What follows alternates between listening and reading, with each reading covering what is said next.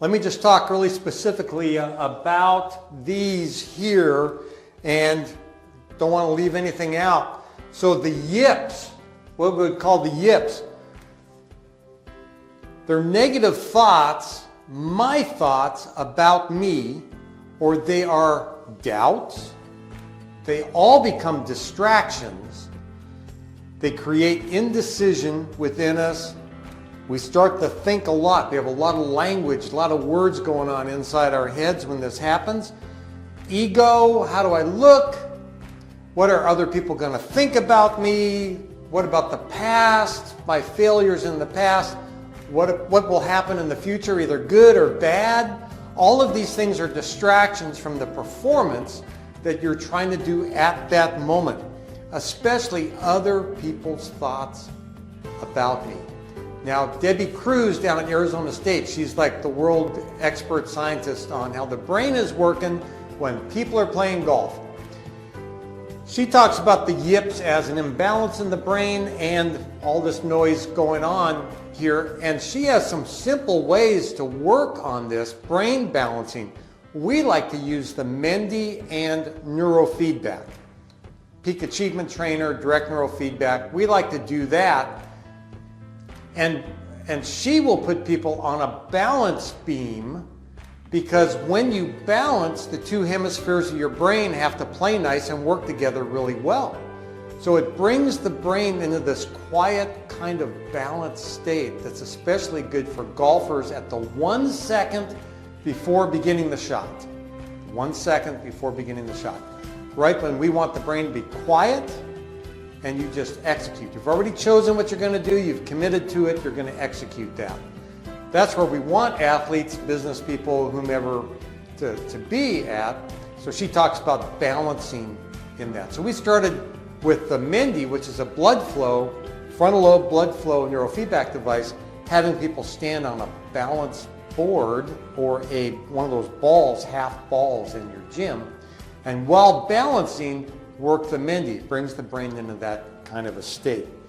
Stress and anxiety, they're not bad. A little stress and anxiety is good for us. If you don't have enough stress, you don't get out of your sofa and you just eat bonbons, watch TV all day.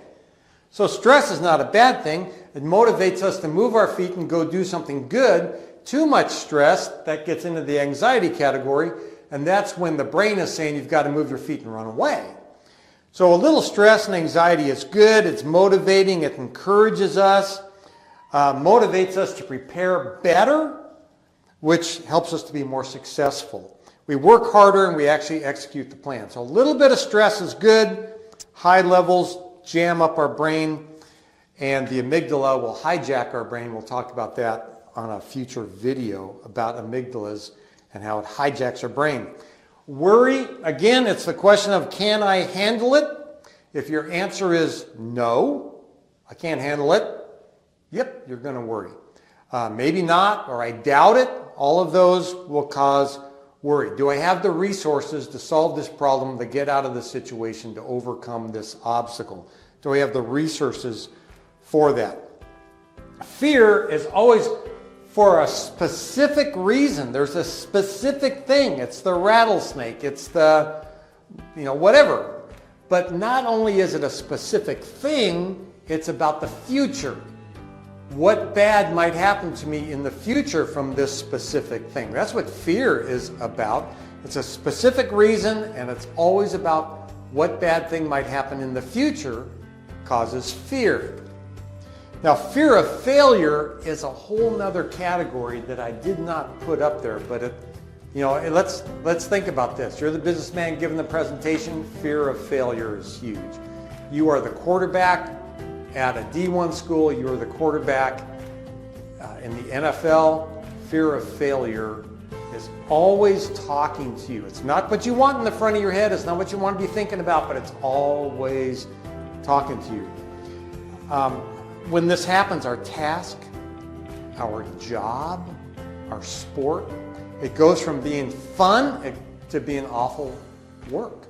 It's just work because of this fear of failure at that point. Now, it's a learned thing. We grew up playing sports. We grew up doing things that was fun, but what happens is somebody teaches us this fear of failure. It's either maybe a parent, maybe a coach, but somewhere along the line, something bad happened and we were standing nearby it and we got blamed for it. So we lost the game. A game was lost, we made the last out, whatever. And we got blamed for it. Jimmy lost the game. And so the coach, instead of teaching the individual and teaching the whole team how to do it better and execute better in the future, blames an individual. And when that individual sucks that lie in, sucks that feeling in, that creates future fear of failure.